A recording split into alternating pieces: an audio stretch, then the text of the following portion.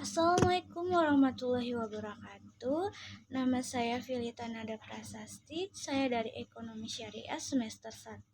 Saya akan membahas tentang memahami makna ihsan dalam Islam. Apa itu ihsan? Ihsan adalah konsep dalam agama Islam yang mengacu pada kualitas atau tindakan yang baik, terpuji, dan sempurna. Secara harfiah, ihsan berasal dari kata Arab yang berarti kebaikan, keindahan, atau kemurahan hati. Konsep ihsan mencangkup tindakan dan perilaku yang dilakukan dengan kesadaran penuh, ketulusan, dan upaya maksimal untuk mencapai kualitas terbaik. Dalam Islam, ihsan dikaitkan dengan konsep iman, keyakinan, dan Islam perbuatan baik.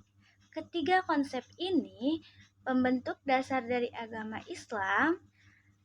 Ihsan diperintahkan oleh Allah kepada umat muslim dan dianggap sebagai tingkatan tertinggi dalam menjalankan ibadah dan menghadapi kehidupan sehari-hari.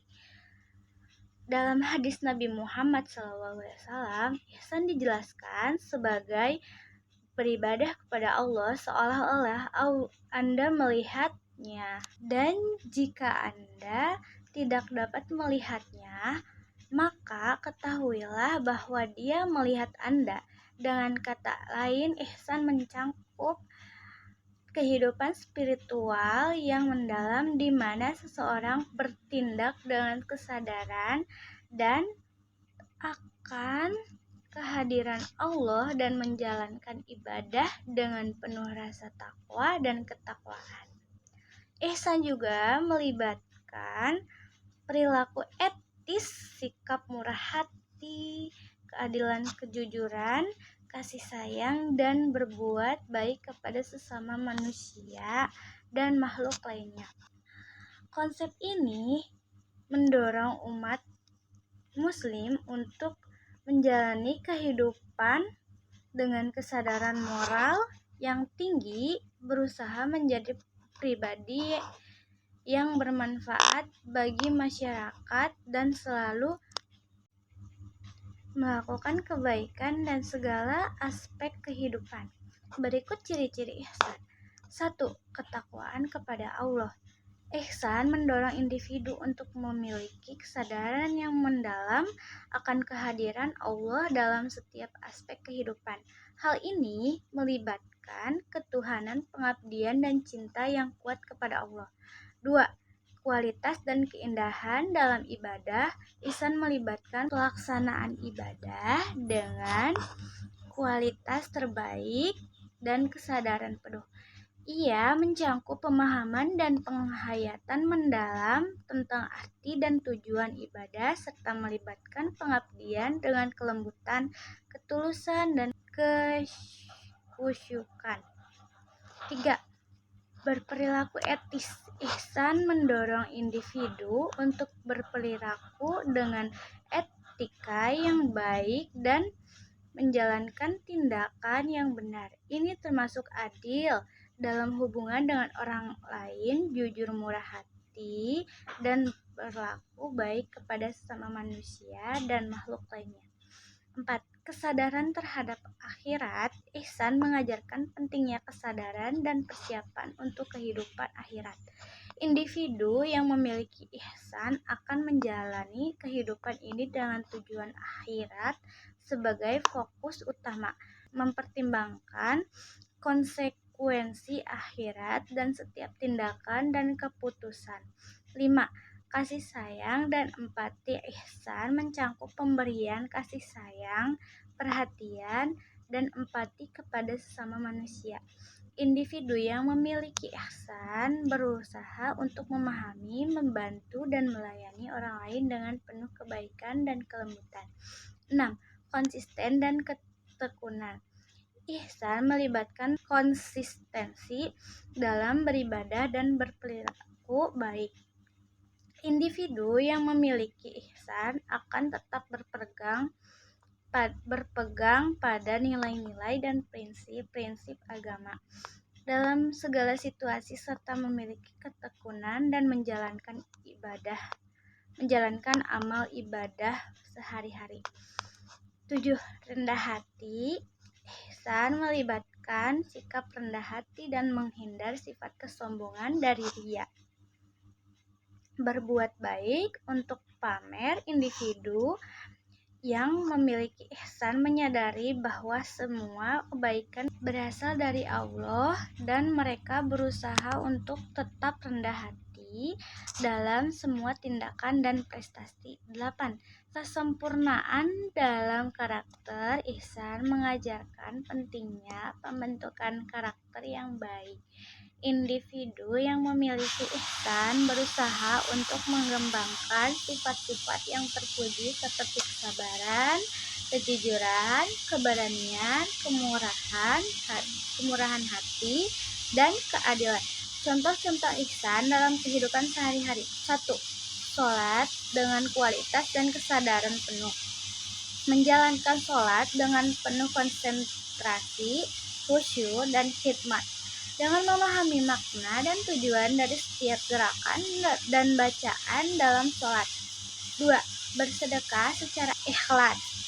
Memiliki bantuan kepada orang yang membutuhkan dengan tujuan dan ikhlas, tanpa mengharapkan pengakuan atau imbalan dan dengan memperhatikan kebutuhan real mereka. 3. Memuliakan orang tua. Menghormati dan memperlakukan orang tua dengan kasih sayang, perhatian, dan pengabdian, merawat mereka secara fisik dan emosional, serta membantu mereka dalam kebutuhan sehari-hari. 4. Berperilaku jujur. Menjaga kejujuran dalam setiap perkataan dan tindakan, baik dalam urusan bisnis, hubungan sosial, maupun dalam berkomunikasi sehari-hari. Tidak berbohong, manipulasi, atau menipu orang lain. 5. Melayani masyarakat. Membantu masyarakat dalam berbagai kegiatan sosial seperti memberikan sumbangan, terlibat dalam program amal, atau menyumbangkan waktu dan keterampilan untuk kepentingan umum. 6. Menjaga lingkungan. Memelihara dan menjaga kebersihan lingkungan, mengurangi limbah, dan berperilaku ramah lingkungan untuk menjaga alam dan menjaga sumber daya alam bagi generasi mendatang. 7. Menghormati perbedaan. Menerima dan menghormati perbedaan dalam agama, suku, ras, dan budaya, menghindari sikap diskriminatif, dan memperlakukan semua orang dengan adil dan persamaan. 8. Membantu orang dalam kesulitan.